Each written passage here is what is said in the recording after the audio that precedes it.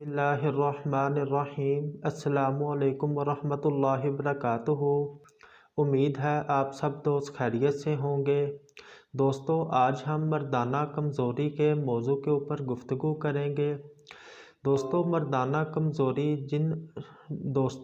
जिन अफराद को मर्दाना कमज़ोरी का मसला होता है, अक्सर उन अफराद का मैदा और जिगर जो सा है उसकी वर्किंग ठीक नहीं होती। इसके अलावा गुर्दे और मसाना की भी कमज़ोरी का मसला होता है।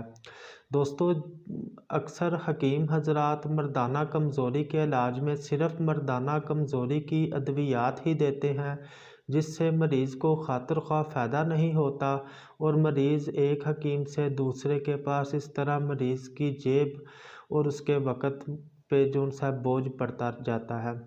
दोस्तों, आज का मैं आपके साथ नुस्खा शेयर कर देता हूँ मर्दाना कमज़ोरी का। अगर आप दोस्त मर्दाना कमज़ोरी का जो सा नुस्खा ख़ुद बनाना चाहें, ख़ुद बना सकते हैं। दोस्तों, नुस्खा नोट कर लें। नुस्खे में 4 चीज़ों का नुस्खा है और बहुत ही कामयाब नुस्खा है।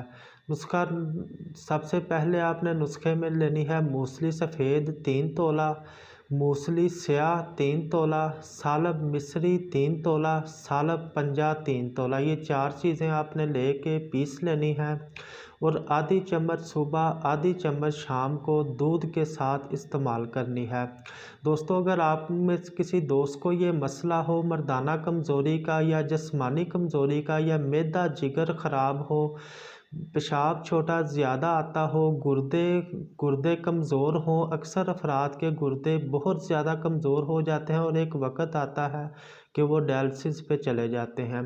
दोस्तों, अगर आपको किसी भी किस्म की कमज़ोरी का मसला है और इसके साथ साथ मर्दाना कमज़ोरी भी है, तो आप हमसे फ़ोन नंबर पर राब्ता कर सकते हैं। इंशाल्लाह आपको मुकम्मल रहनुमाई फ़राहम की जाएगी और आपका मुकम्मल जिस्मानी ट्रीटमेंट और इंशाल्लाह आपके तमाम मसले इंशाल्लाह मुकम्मल ठीक हो जाएंगे। दोस्तों, अपनी दुआओं में याद रखें। इजाज़त दें। अल्लाह हाफ़िज़।